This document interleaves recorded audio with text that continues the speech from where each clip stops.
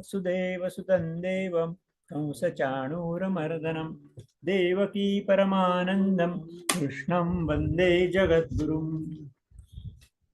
आता याच्यापुढे भगवान श्रीकृष्णांचा उपदेश सुरू झालेला आहे.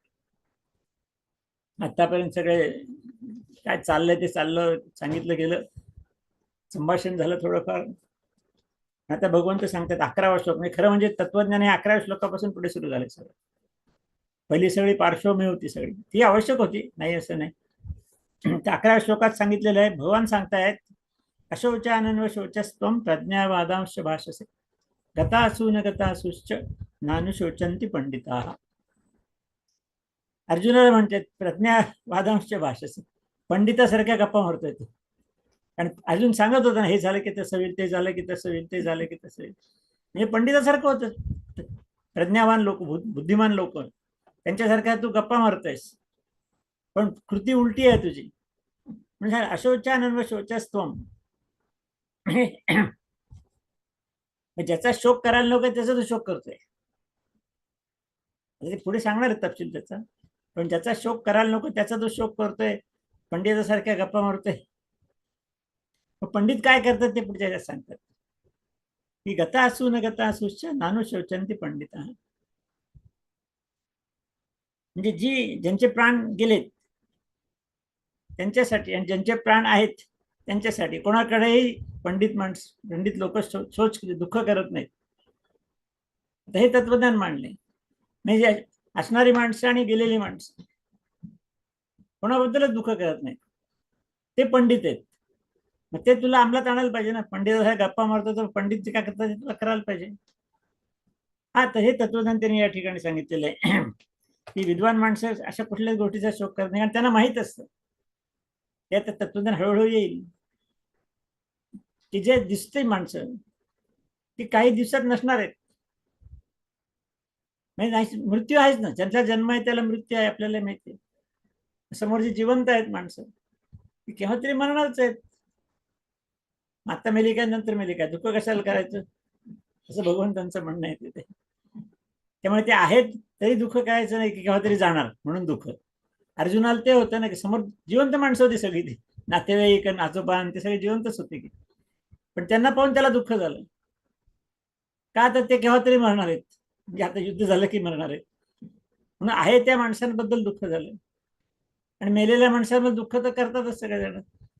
तू म्हणलोस की आता हे सगळेजण मेले तर पुढे कसं होणार. नेमकं पंडितांच्या पेक्षा उलटी विचारधारा अर्जुनाची आहे, हे भगवंत त्याला या ठिकाणी सांगतायत. पुढच्या श्लोकात आणखीन हे सगळ्याचं तपशिलावर वर्णन पुढे येणारच आहे हळूहळू. म्हणजे मृत्यूची भीती हा महत्वाचा मुद्दा आहे इथला. आणि केवळ स्वतःच्या मृत्यूची नाही तर सगळ्यांच्याच, आजोबा, गुरु, नातेवाईक, भाऊ बंध, आणि त्याच्यामध्ये आपण पण आलोच ना सगळं. त्या सगळ्यांच्याच मृत्यूची भीती होती, त्या भीतीमधनं अर्जुनाला हा सगळा परिणाम झाला होता. म्हणून तीच दूर करण्याचा प्रयत्न भगवंत सुरुवातीला करतात. आणि तत्वज्ञान आपण नीट जर समजून घेतलं तर आपल्या मनातली पण भीती जाईल, आपल्या मृत्यूबद्दलची, दुसऱ्याच्या मृत्यूबद्दलची. कारण मृत्यू संकल्पनाच भगवंताने निराळ्या पद्धतीने मांडलेली याच्यापुढे. 12व्या श्लोकात ते म्हणतायत न त्वेवाहम जातु नासम न त्वम नेमे जनाधिपाः न चैव न भविष्यामः सर्वे वयमतः परम. ते म्हणतात की मी, म्हणजे स्वतःचा पण उल्लेख केला बरं का, कोणी एकेकाळी नव्हतो, आता आहे. किंवा तू सुद्धा नव्हतास, हे राजे सुद्धा नव्हते केव्हा तरी, आणि पुढे पण नसणार आहेत, असं काही नाहीये म्हणतात.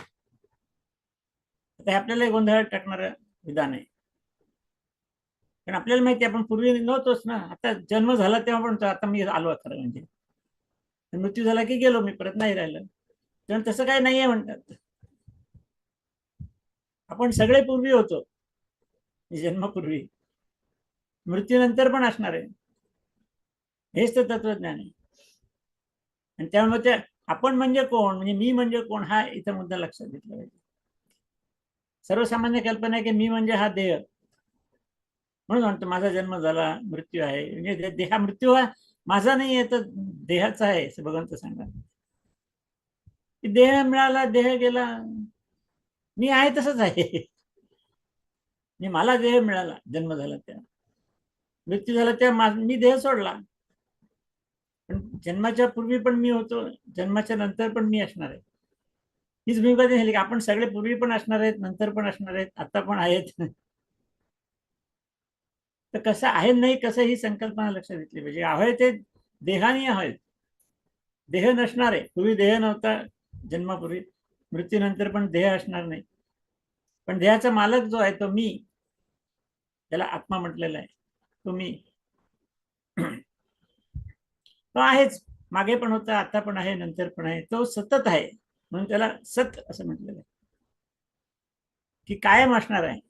कारण कसं आहे, आत्मा ही शक्ती रूप आहे, शक्तिरूप आणि ज्ञानरूप आहे. आणि शक्तीला मृत्यू नाही असं विज्ञान पण सांगते ना. आधुनिक विज्ञानाने सांगितलं, law of conservation of energy. Energy cannot be generated, energy cannot be destroyed. Generation destruction हे मॅटरचं आहे, एनर्जीचं नाही. म्हणजे कुठल्या वस्तुमानाचं आहे, दगडधोंड्याचं असेल, जीव जीवाचं असेल, वनस्पतीचं असेल, प्राण्याचं असेल, सगळे मॅटर आहे. तर मॅटरला जन्म मृत्यू आहे.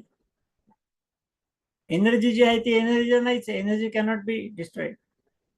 Law of conservation major energy असं विज्ञानाचा सिद्धांत आहे. तोच भगवंताने त्यापासून सांगितलं की आत्मा ही शक्ती आहे, त्यामुळे ती आहे, पहिल्यापासून आहे, मागे जन्माच्या आधी पण होती, मृत्यूनंतर पण असणार आहे.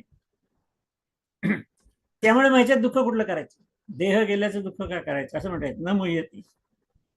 त्यामुळे जे बुद्धिमान माणसं आहेत, जे पंडित आहेत, ते कशाबद्दल दुःख करत नाहीत. आणि अर्जुन त्याच्याबद्दलच करतोय, देहाबद्दलच दुःख करतोय. आता देह पाहतोय, पण ते केव्हा तरी मरणार आहे म्हणून दुःख करतोय. आणि देह मेल्यानंतर काय होईल म्हणून त्याचं पण दुःख आहे त्याला. अर्जुनाचं दुःख हे देहाशी जोडलेलं आहे. भगवंत म्हणतात आत्म्याचं स्वरूप हे देहाच्या पलीकडचं आहे, आणि जे सत्य आहे, म्हणजे सत्य आहे, नष्ट न होणार आहे, अमर आहे, आत्मा अमर आहे, हाच तत्वाचा सिद्धांत या ठिकाणी त्यांनी मांडलेला आहे. भगवंत अर्जुनाला समजून देत आहेत, मुख्यतः मी कोण याचं स्पष्टीकरण होत आहे. म्हणजे आत्मा आणि शरीर या संदर्भातच भगवंत बरंच काही तत्वज्ञान सांगतायत. आणि सगळं सांख्य तत्वज्ञान म्हणजे ज्ञानयोग आहे, लक्षात घ्यायचं. तर ठीक आहे, 13वा श्लोक बघू आपण. देहिनोस्मिन अन्यथा देहे कौमारम यवनम जरा तथा देहांतर प्राप्तीर धीरस्तत्र न मुह्यती. आता या ठिकाणी देहाच्या अवस्था सांगितल्या ज्या आपण अनुभवतो. म्हणजे काय, जन्म आहे, कौमार्यावस्था आहे, यौवनावस्था आहे, आणि वृद्धावस्था आहे. आता आपण सगळेच अनुभवतो. म्हणजे अवस्था बदल होत राहतात देहाच्या. म्हणजे खरं म्हणजे देह बदलत राहतो, पण तो आपल्याला तसा जाणवत नाही. पण विज्ञानाने पण सांगितलं की प्रत्येक सेकंदाला काही लाख पेशी शरीरातल्या मरत असतात, नवीन तयार होतात. सारखाच देह बदलत असतो. काही पेशी असतात ज्या बदलत नाहीत, पण त्या थोड्या आहेत. म्हणजे काल जो देह होता तो आज नाहीये, आज जो आहे तो उद्या नाहीये, तो रोज देह बदलतोय. तसं भगवंत त्या ठिकाणी महत्वाच्या अवस्था, लहानपणची बालपण आहे, तर आपल्याला माहिती बालपणात देह कसा असतो, तारुण्यात कसं असतं, वृद्धावस्थेत कसं असतं, बदलत गेला ना देह. ही देहाची अवस्था बदलली तरी आपण दुःख करत नाही, हे महत्वाचा मुद्दा आहे या ठिकाणी. शरीर बदलतं पण आपण दुःख करत नाही. मग भगवंत काय म्हणतात पुढे, तथा त्याचप्रमाणे देहांतर प्राप्ती. देहांतर म्हणजे दुसरा देह घेणे, तर देशांतर म्हणजे दुसऱ्याला जाणे, मतांतर म्हणजे दुसरं मत असणे, तसं देहांतर म्हणजे दुसरा देह घेणे. मग तसा दुसरा देह घेतला तर कोण घेतो, हा इथं महत्वाचा मुद्दा आहे. आत्मा घेतो. पहिल्या अवस्था देखील अवस्था देहाच्या आहेत, आत्मा तर सेमच आहे, पहिल्यापासून शेवटपर्यंत एकच आहे, त्याच्यात काय बदल होत नाही. मग तिसरी अवस्था झाल्यानंतर आत्मा काय करतो, हा देह टाकतो आणि नवीन घेतो. ती पण चौथी अवस्था आहे असं भगवंत म्हणतात. 3 अवस्थामध्ये देह बदलत गेल्यानंतर जर दुःख होत नसेल, तर ती चौथ्या अवस्थेला देह दुसरा घेतल्यानंतर दुःख व्हायचं काय कारण आहे, असं तर्कशास्त्र बरोबर मांडलंय भगवंतांनी या ठिकाणी. पण मग ह्या ठिकाणी मूळ मुद्दा तेच आहे की देहांतर हे आपल्या लक्षात आलं पाहिजे.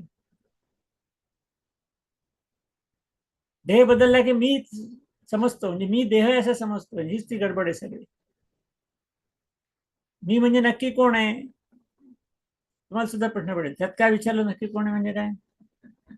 तुम्हाला विचारलं कोण आहेस तू, त्यात समोर कोणी नाही म्हणून मी मलाच विचारलं समजा, तुम्ही सांगा मी विश्वास म्हणली काय, त्यात काय विशेष आहे. बरोबर आहे उत्तर ना, तुम्ही म्हणा, तुम्ही तुमचं नाव सांगाल. पुढे विचार, विश्वास म्हणली काय, काय म्हणजे काय, माझं नाव आहे. जी बघा आपण उत्तर दिलं बरोबर, पण त्याचा अर्थ कळला का. माझं नाव विश्वास म्हणले की याचा अर्थ मी विश्वास म्हणली की नाही, मी कोणीतरी आहे त्याचं नाव विश्वास म्हणली काय. बघा नीट विचार करा, मी लक्षात म्हणजे मी, माझं नाव म्हणजे मी नाहीये, मी कोणतरी आहे त्याचं नाव विश्वास म्हणली का. असं कोणीतरी एखाद्याचं नाव असतं की नाही, नाव निराळ तो माणूस निराळ असतो. मग पुढचा प्रश्न, मग तू कोण आहे नक्की. साहजिक तुम्ही म्हणजे कोणी म्हणजे काय, हात पायाचे, हा देह म्हणजे आहे मी, देह म्हणजे मी आहे, ते बरोबर उत्तर आहे, चुकीचं कुठलं आहे. मी विचारलं तुम्हाला, हे हात कोणाचे आहेत, म्हणजे माझे आहेत, त्यात काय विशेष आहे. पाय कोणाचे आहेत, माझे आहेत. डोकं कोणाचे, माझं आहे. म्हणजे हात पाय डोकं हे माझं आहे असं जेव्हा मी म्हणतो, तेव्हा मी म्हणजे हात पाय डोकं नाही, हा त्याचा अर्थ होतो. बघा ना, माझे म्हटल्यानंतर मी निराळच नाही का. माझे कपडे आहेत, माझं घर आहे, माझी मुलं आहेत, म्हणजे मी निराळ आहे त्यांच्यापेक्षा. तसं हातपाय माझे म्हणतो म्हणजे मी हातपायापेक्षा निराळ आहे, म्हणजे मी म्हणजे नाव नाही, मी म्हणजे हातपाय नाही. मग नक्की मी म्हणजे कोण. तो मी म्हणजे आत्मा आहे. हा महत्वाचा फरक आहे, ज्ञानयोगातला महत्वाचा आहे. आत्मा आहे म्हणून आत्म्याला शरीराचं मालक म्हटलेलं, म्हणजे आत्मा हे शरीर नाहीये. मी म्हणलं मगाशी सांगितलं, मी म्हणजे शरीर नाहीये. मग मी म्हणजे निराळा असेल तर मी हे शरीर धारण केलेलं आहे. आत्मानम रथिनम विद्या असं म्हणले, की शरीर हा रथ आहे आणि आत्मा आहे त्याचा मालक आहे. तसं आत्मा मालक आहे, त्यामुळे देहाची अवस्था बदलली तर आत्म्याला दुःख होत नाही, हे आपण अनुभवतो. मग तसं आत्म्याने हा देह टाकला आणि दुसरा घेतला तर काय दुःख व्हायचं काय कारण आहे. एक देह आहे तो टाकला, त्यातून नाहीतरी जर्जर झालेला आहे, त्याचा काय उपयोग नाही, मग टाकून दिला. नवीन चांगला नवीन देह घेतला तर किती चांगली गोष्ट आहे, आनंदाची गोष्ट आहे. त्यामुळे लक्षात घ्यायचं की हे लक्षात आलं, मी वेगळा हे लक्षात आलं पाहिजे, मी आत्मा हे लक्षात आलं की पुढचे सगळे प्रश्न सुटतात. पण जर मी म्हणजे शरीर आहे म्हणून करतोय, समजा शरीराला काही वेदना दुःख झालं, काय जखम झाली, आपण काय अरे अरे माझ्या हाताला किती जखम झाली, मला किती दुःख होते. तुम्ही म्हणता ना माझं शरीर आहे, मी शरीर नाही आहे, शरीराला काय झालं तर मला दुःख व्हायचं काय कारण. व्हायला नकोय, पण होतं याचं कारण मी शरीर हे गृहीत धरलंय. हा सगळ्यात महत्वाचा फरक आहे, आणि तोच या ठिकाणी भगवंत सांगतात की त्या मीनी हा जुना झालेला देह टाकला नवीन घेतला तर त्याला आनंदच व्हायला पाहिजे, दुःख व्हायचं काय कारण आहे. म्हणून म्हणतो की धीरच तत्र न मोह्यति, जे बुद्धिमान लोक आहेत ज्यांना हे सगळं समजलेलं आहे ते दुःख करत नाहीत.